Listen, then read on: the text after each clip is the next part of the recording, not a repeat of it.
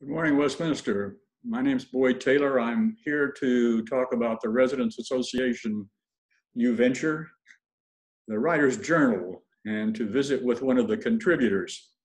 The Writer's Journal is a platform for creative expression, whether poetry, nonfiction, memoirs, or fiction, by the residents of Westminster. And the inaugural edition will be available sometime this week.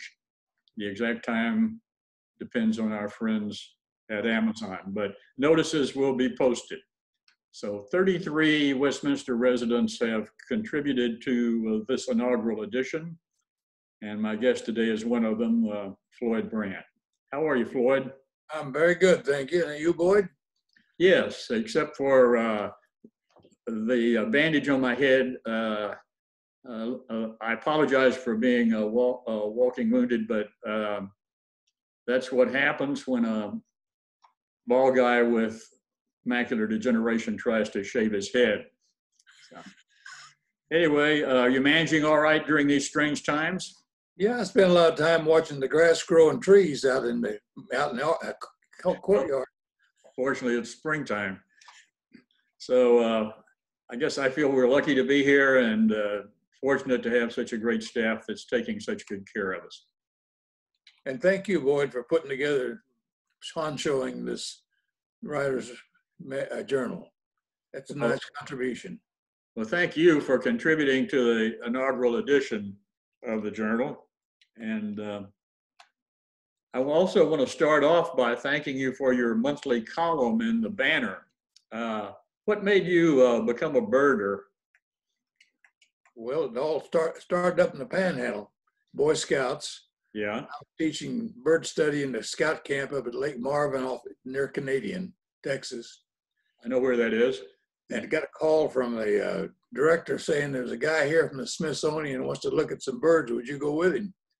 So for 2 days, I paddled a canoe and traipsed up streams with a senior ornithologist from Smithsonian. Learned more about birds in 2 days than I have since. But that really fired me up at that point, and it's got to be a lifetime practice. Well, that's really good. You're our resident bird expert. Do you get a lot of phone calls and emails, questions about birds? Or lots of questions about the birds of Westminster, over and over again. He's black and big. That's a grackle.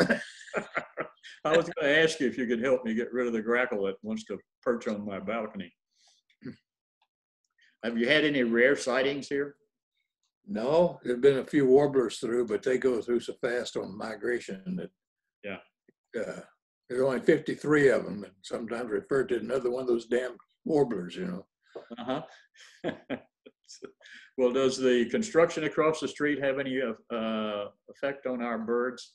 Well, it's driven the bats and the swallows and some of the martins from over there that were catching bugs on that open area. They don't have any place to go, so they're over here working on our courtyard some. Yeah, yeah. So they don't want to go across Mopac to Camp Mabry? No, because there's hawks along Mopac catching mice and what have you in the center stripe there.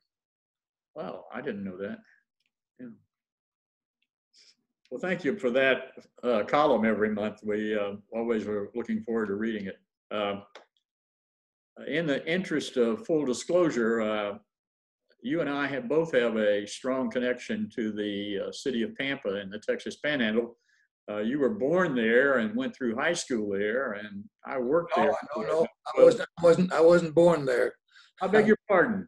I was born in Detroit. You were born in Detroit. Yeah, well, 100 days after the stock market crash, my father lost his job, so we moved to Oklahoma, and then from Oklahoma to Texas when I was about 6. You were about 6 when you got to. Yeah. Did you come to Pampa then? No, White Deer. You went to White Deer. Oh. You have a novel based in White Deer, as I recall. Well, yeah, it's called Antelope City in my house, but it has a statue, just like White Deer. So you finished school. You went through high school there. Yes.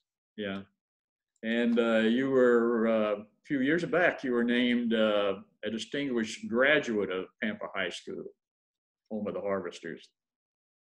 And you married the girl next door, I believe. Across the alley. Across the alley. Ah.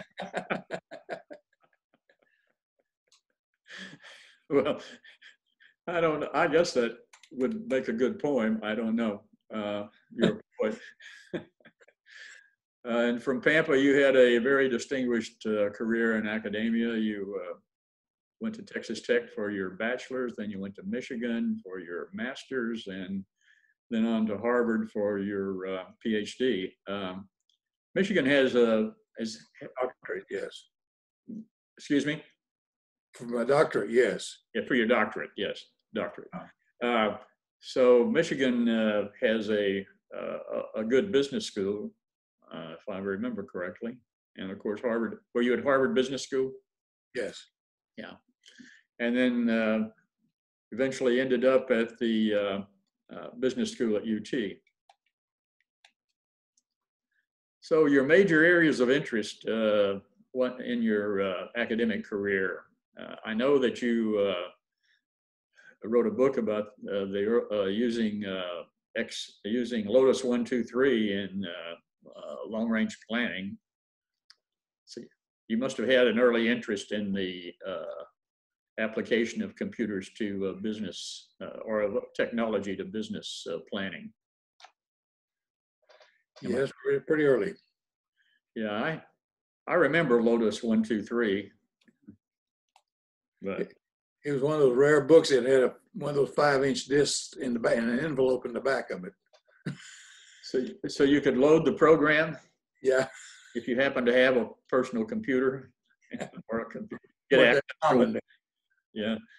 I used Lotus way longer than I should have just because I didn't want to change. But the expression I heard, the Microsoft people were told the work's not done till Lotus won't run. And when it quit running, I had to change. Also, I'm talking to a member of the Graduate School of Business Hall of Fame. Congratulations on that. Also the Hall of Fame at Pampa High School. Yes, you're a distinguished graduate at Pampa High School.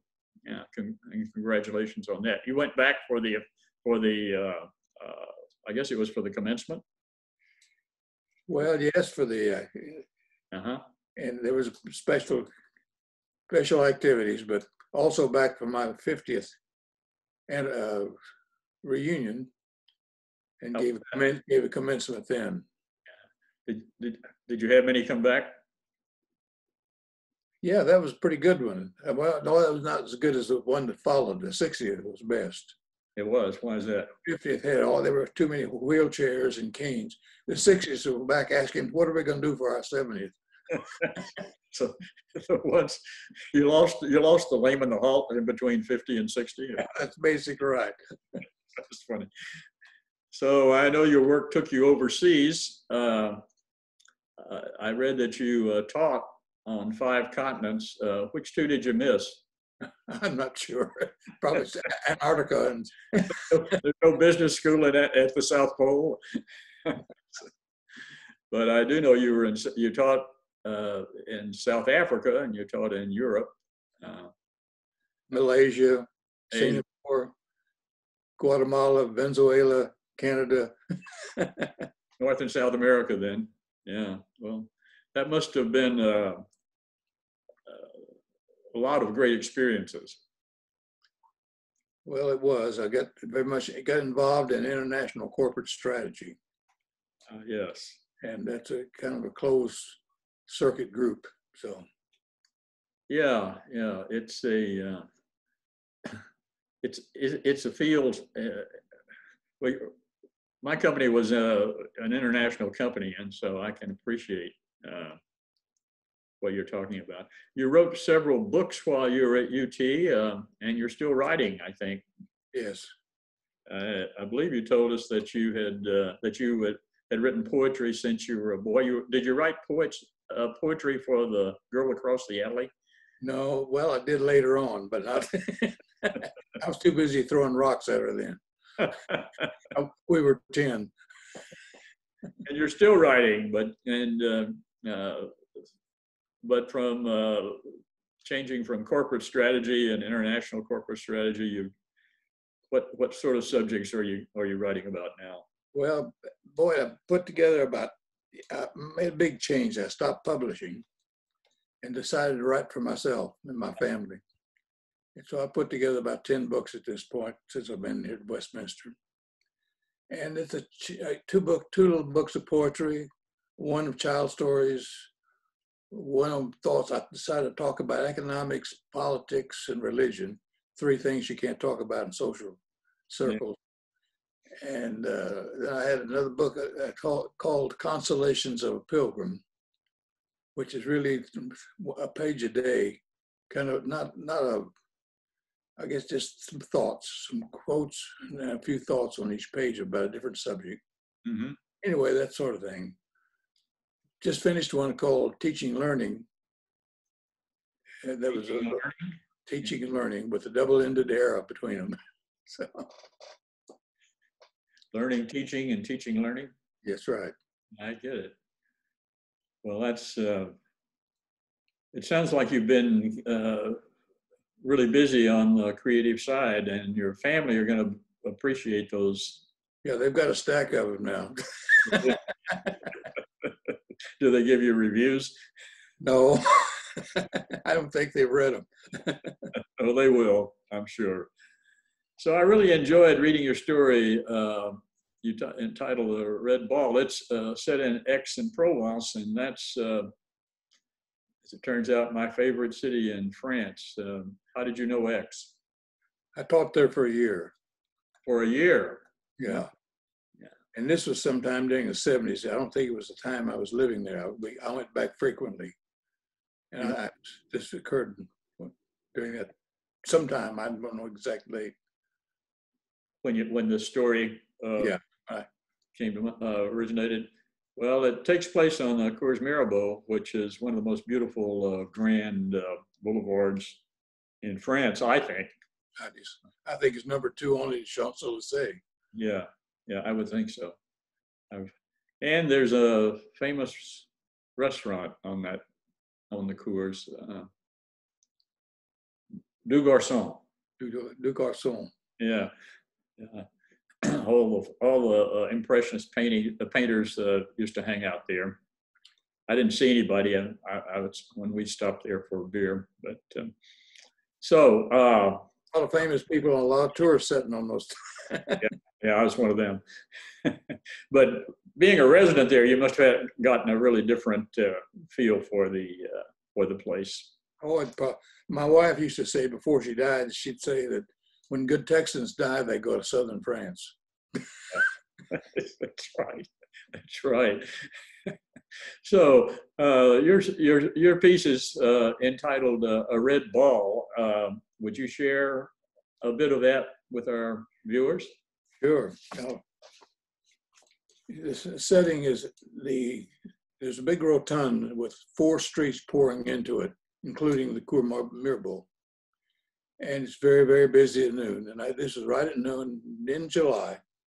I was standing there sort of admiring. You really can't get out to the fountain and the 12 lines guarding it out in the center for all the traffic.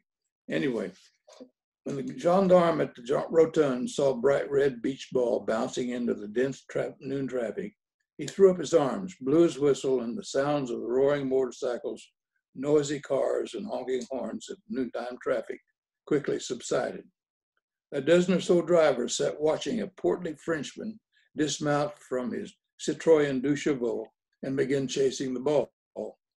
He caught the ball, and then, like a royal guardsman, he marched to a small boy standing on the curb several meters away, and with a sweeping bow presented the ball to the surprised boy. The boy did not know where the ball came from, but he accepted it graciously. The driver made a majestic return to his du Chevaux. There was applause from the idle motorist. The gendarme blew his whistle, signaled with his right arm, and there was an immediate resumption of the noise, horns, and fumes of noon traffic around the rotund. I really like that. I really do. thank you, and that's just enough to whet our readers' appetite. I hope that we'll have more of your writings in our fall edition. And now to all of you watching out there, the Writer's Journal will be available at the little store soon. There will be notices. So watch for it and buy it. It's only $15 or $17.50 if you need a large print edition. And apparently I do.